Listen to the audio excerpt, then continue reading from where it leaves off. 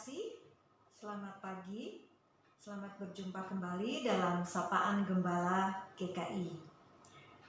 Pada hari ini kita bersama-sama akan merenungkan tema menghadapi goncangan. Sebelumnya mari kita berdoa terlebih dahulu. Tuhan Yesus, kami bersyukur pagi ini kami dapat memulai hari kami dengan merenungkan firman Tuhan. Sebab itu kami membuka hati kami siap untuk Kau kuatkan, Kau tegur, Kau nasihati dengan firman. Berbicaralah kepada kami ya Tuhan, di dalam nama Tuhan Yesus kami berdoa dan kami memohon. Amin. Bapak, Ibu, dan Saudara yang terkasih, saya ingin membacakan satu bagian firman Tuhan dari 1 Petrus pasal 4 ayatnya yang ke-7 yang berbunyi demikian. Kesudahan segala sesuatu sudah dekat. Karena itu, kuasailah dirimu dan jadilah tenang supaya kamu dapat berdoa. Bapak, Ibu, dan Saudara yang terkasih, dua orang bisa sama-sama kelihatan tenang, dewasa, dan tangguh. Tapi apa yang membuktikan kalau keduanya berbeda?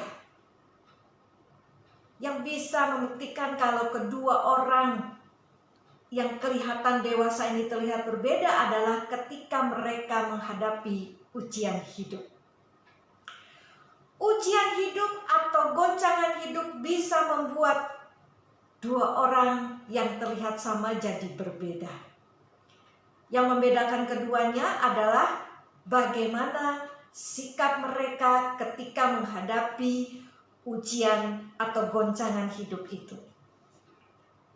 Biasanya ada dua sikap yang ditampilkan oleh orang-orang ketika menghadapi goncangan hidupnya. Yang pertama adalah sikap proaktif. Orang yang proaktif ketika terguncang, dia bisa tetap tenang, positif, dan bisa mengambil hikmat dari goncangan hidup yang dialaminya. Dia tidak membiarkan goncangan menguasai dirinya dan membuatnya kehilangan kontrol diri. Dan sikap yang kedua adalah sikap yang reaktif. Orang yang reaktif ketika terguncang, pikirannya, perasaannya, dan tindakannya negatif. Dia tidak bisa mengendalikan dirinya, akibatnya dia akan mengalami banyak sekali kerugian. Bapak, Ibu, dan Saudara yang terkasih, firman Tuhan mengajar kita bersikap proaktif ketika menghadapi goncangan. Kita kembali perhatikan 1 Petrus pasal 4 ayat yang ke-7. Kesudahan segala sesuatu sudah dekat. Karena itu kuasailah dirimu dan jadilah tenang supaya kamu dapat berdoa. Bapak, Ibu, Saudara sekalian, hidup di dunia ini sangat singkat. GPL, gak pakai lama. 80 tahun itu singkat saja. Dan kita semua sedang dalam perjalanan menuju ke surga. Nah, karena dunia ini akan berakhir, segala penderitaan dan masalah hidup juga akan berakhir. Tidak ada yang abadi. Maka kita harus menguasai diri kita. Kita harus tenang. Nah, terjemahan lainnya mengatakan kita harus earnest. Serius, mendisiplin diri supaya kita ini bisa berdoa. Bapak, Ibu, dan Saudara yang terkasih, menghadapi goncangan tidak bisa dihadapi dengan cara lain kecuali dengan cara berdoa. Lihatlah Tuhan Yesus ketika dia akan disalib. Apa yang Tuhan Yesus lakukan? Tuhan ke Taman Getsemani untuk berdoa. Kalau Tuhan saja berdoa, apalagi kita? Tapi untuk berdoa itu perlu ketenangan, perlu tenang,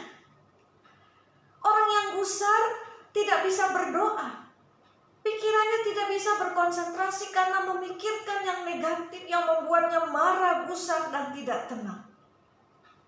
Doa itu perlu ketenangan. Ibu Teresa sering kali berdoa waktu dalam keheningan.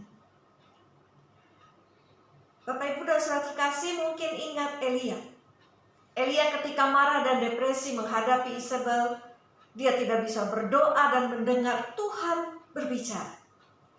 Tapi setelah 40 hari berjalan di padang gurun dan kondisinya lebih tenang, barulah Elia bisa mendengar Tuhan berbicara. Bapak Ibu dan Saudara yang terkasih, doa itu jadi kekuatan untuk kita menghadapi berbagai goncangan hidup ini. Apalagi goncangan di tengah pandemi ini. Pandemi telah menggoncangkan begitu banyak hidup kita. Menggoncangkan kesehatan kita, menggoncangkan ekonomi kita, menggoncangkan kehidupan sosial kita, bahkan menggoncangkan ibadah kita. Sebab itu hadapilah goncangan hidup ini dengan keseriusan, dengan disiplin diri untuk jadi tenang. Lalu berdoalah. Supaya jangan api kemarahan dan godaan dosa menguasai kita. Bapak Ibu dan Saudara terkasih, ingat Kain?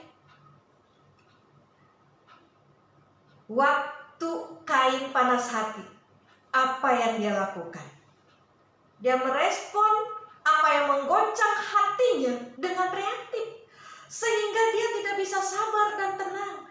Dan karena tidak tenang, Kain tidak dapat mendengar dan melakukan nasihat Tuhan. Apa nasihat Tuhan itu?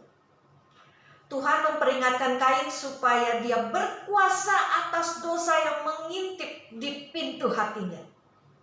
Nasihat Tuhan ini tidak didengarkan oleh Kain. Dia semakin jauh dari Tuhan. Dan akibatnya dia pun membunuh Habel. Bapak Ibu dan Saudara yang terkasih, hari ini goncangan hidup apa yang sedang kita hadapi? Bagaimana sikap kita saat kita tergoncang? Proaktif atau reaktif? Kiranya Tuhan menolong kita untuk menghadapi setiap goncangan hidup kita dengan sikap yang proaktif, dengan sikap yang tenang, sehingga kita dapat berdoa. Amin. Bapak Ibu yang terkasih, mari kita bersama-sama berdoa.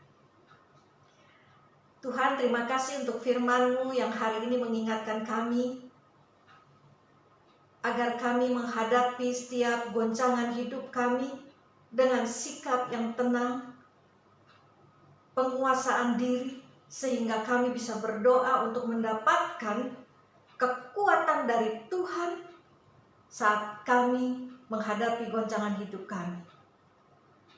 Kami mohon Tuhan, tolong kami untuk dapat menguasai diri kami di tengah-tengah goncangan yang kami alami saat ini. Kami percaya Tuhan sanggup menguatkan dan memberi kami damai sejahtera yang melampaui segala akal dan pikiran. Dalam nama Tuhan Yesus kami berdoa. Amin.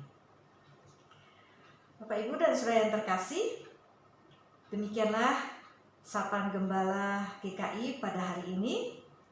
Selamat beraktivitas. Tuhan Yesus memberkati kita semua.